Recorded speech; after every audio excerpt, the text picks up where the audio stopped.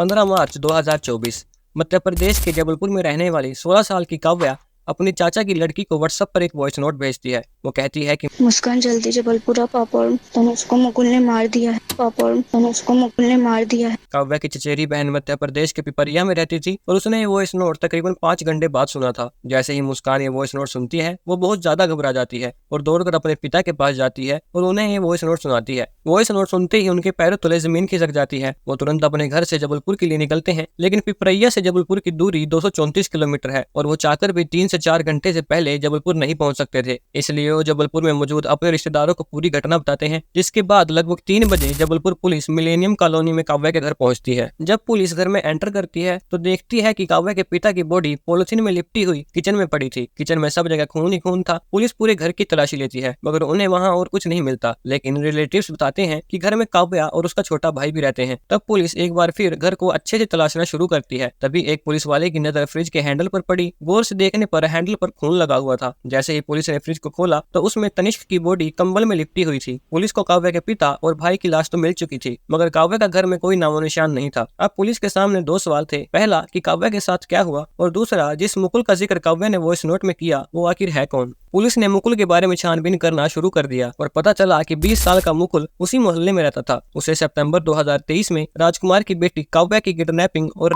Report के आधार पर POCSO act के तहत अरेस्ट किया था, मगर कुछ समय बाद वो बेल पर बाहर आ गया था। पुलिस को समझ आ गया था कि मुकुल ने सब बदला लेने के लिए किया है और उन्हें इस बात का डर था कि कहीं काव्या के साथ इससे भी बदतर कुछ हुआ हो। पुलिस उस इलाके की सारी सीसीटीवी फुटेज को खंगालना शुरू करती है और पुलिस को कुछ ऐसी फुटेज मिलती है जिसे देखकर वो भी हैरान रह जाते हैं। घटना के दिन मुकुल सुबह के 3 बजे हाथ में ग्लव पहनकर घूम रहा था। इसी फुटेज में मुकुल पॉलिथीन और बैग लेकर काव्या के घर जाते दिखाई दिया। पुलिस ने बताया उस पॉलिथीन में मुकुल गैस कटर और हथियार लेकर गया था और दोपहर 12:30 बजे मुकुल अपनी स्कूटी से कॉलोनी के बाहर जाते दिखाई दिया और उसके कुछ सेकंड बाद ही काव्या भी बाहर जाते हुए दिखाई देती है। पुलिस को यह समझ नहीं आ रहा था कि काव्या मुकुल के पीछे पीछे क्यों गई, जबकि मुकुल ने तो उसके पिता और भाई की हत्या की है। ये सब समझने के लिए पुलिस मुकुल की केस हिस्ट्री निकालती है। तब उन्हें पता चला कि मुकुल और काव्या रिलेशनशिप में थे और सितंबर 2023 में दोनों भागकर भोपाल चले गए थे। लेकिन काव्या के पिता की कंप्लेंट पर पुलिस दोनों को पकड़कर वापस ले आती है और काव्या के पिता मुकुल को पोस्को एक्ट के तहत जेल भिजवा देते हैं। लेकिन ट्रायल के दौरान काव्या अपने पिता के खिलाफ जाकर ये बयान देती है कि वो अपनी मर्जी से मुकुल के साथ गई थी और मुकुल ने उसके साथ कुछ भी गलत नहीं किया, और इस गवाही के आधार पर कोर्ट मुकुल को बरी कर देती है। अब पुलिस के सामने सब कुछ क्लियर था। पुलिस जिस लड़की को विक्टिम समझ रही थी असल में वो भी इन हत्याओं में शामिल थी। पुलिस दोनों को ढूंढना शुरू करती है तो पता चलता है कि काव्या और मुकुल जबलपुर के रेलवे स्टेशन के सीसीटीवी में दिखाई दिए हैं। ये दोनों प्लेटफॉर्म नंबर 1 से घुसते दिखाई दिए, लेकिन कुछ देर बाद इन्हें प्लेटफॉर्म नंबर 3 से निकलते देखा गया। ये सब इन्होंने पुलिस को गुमराह करने के लिए किया था। पुलिस समझ चुकी थी कि ये दोनों कच्चे खिलाड़ी नहीं है, इन्होंने पहले से ही पूरा प्लान रेडी कर रखा है। इसके बाद ये दोनों बस स्टैंड की फुटेज में दिखाई दिए। पूछताछ करने पर पता चला कि ये दोनों कटनी जाने वाली बस पर चढ़े हैं, लेकिन 90 किलोमीटर का सफर तय करने के लिए इन्होंने 3 बसें बदली। जब तक पुलिस की टीम कटनी पहुंची ये लोग वहां से भी जा चुके थे। पुलिस को आगे कोई सुराग नहीं मिल रहा था। इन दोनों के मोबाइल नंबर भी सर्विलेंस पर लगे थे, मगर फिर भी इनकी एग्जैक्ट लोकेशन नहीं मिल पा रही थी। इसलिए पुलिस मुकुल के घर छानबीन करती है। पुलिस को पूरी उम्मीद थी कि उन्हें मुकुल के घर से कोई सुराग तो जरूर मिलेगा, लेकिन वहां उन्हें मुकुल का बड़ा भाई मिलता है जो बताता है कि जेल से बाहर आने के बाद मुकुल बिल्कुल बदल सा गया था। वो हमेशा ही गुस्से में रहता था और पूरा दिन क्राइम थ्रिलर मूवीज देखता रहता था। पुलिस की तलाश अभी जारी थी और तभी उन्हें एक लीड मिलती है कि काव्या ने एक रेस्टोरेंट में पेटीएम से पेमेंट की है और वो रेस्टोरेंट पुणे में था। तभी पुलिस की एक टीम रेस्टोरेंट के लिए निकलती है, लेकिन जब तक पुलिस वहां पहुंची वो दोनों वहां से जा चुके थे। पुलिस के हाथ अब भी कुछ नहीं लगता। वो दोनों लगातार अपनी लोकेशन बदल रहे थे। पुलिस को उन दोनों की कोई जानकारी नहीं मिल पा रही थी। इसलिए पुलिस ने मुकुल पर 10,000 का इनाम घोषित कर उसके पोस्टर मध्य प्रदेश और आसपास के राज्यों में चिपका दिए। और यहीं से पुलिस को पता चलता है कि मुकुल और काव्या को मथुरा में देखा गया है। पुलिस की एक टीम मथुरा पहुंचती है और उन्हें पता चलता है कि 10 अप्रैल की दोपहर वो दोनों मथुरा पहुंचे थे और 2 से 3 दिन तक वहीं रुके थे। उसके बाद वो कहां चले गए इसका पता नहीं चल सका। 2.5 महीने तक पुलिस के हाथ कुछ नहीं लगा, मगर 29 मई को पुलिस को पता चला कि ये दोनों हरिद्वार के एक हॉस्पिटल में हैं और कुछ लोगों ने इन्हें पकड़ लिया है। तब पुलिस की एक टीम हरिद्वार पहुंचती है, मगर पुलिस के वहां पहुंचने से पहले ही मुकुल वहां से भी भाग चुका था। हालांकि काव्या को पुलिस ने पकड़ लिया था, लेकिन 2 दिन बाद 31 मई की रात 11:45 पर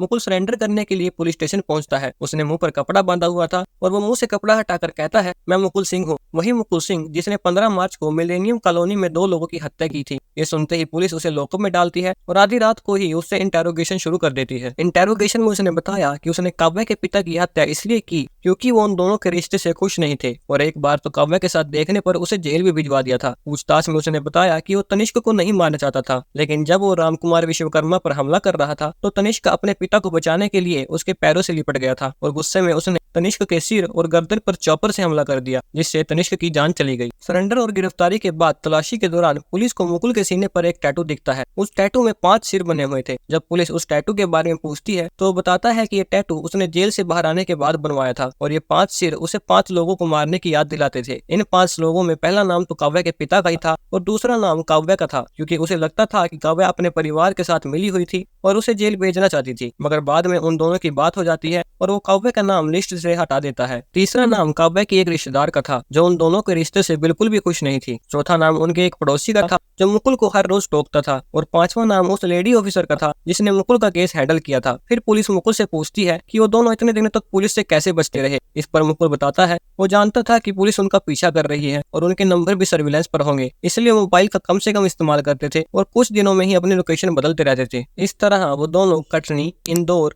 पुणे, बेंगलुरु, उड़ीसा, कोलकाता, गुवाहाटी, झांसी, मथुरा, वृंदावन और नेपाल तक भी पहुंच गए थे और आखिर में उन्हें हरिद्वार से अरेस्ट कर लिया गया। पुलिस आखिरी सवाल पूछती है कि तुमने सरेंडर क्यों किया, जिस पर वो बताता है कि काव्या के पकड़े जाने से वो अकेला पड़ गया था और उसके पास पैसे भी खत्म हो चुके थे, इसलिए उसने सरेंडर करने की ठानी। पूछताछ के बाद पुलिस ने इन दोनों को कोर्ट में पेश किया और हो सकता है कि मुकुल को उम्र कैद की सजा हो। इसी के साथ इस वीडियो में इतना ही। अगर आपको वीडियो अच्छा लगा हो तो प्लीज चैनल को सब्सक्राइब जरूर करें और वीडियो को शेयर करना ना भूलें।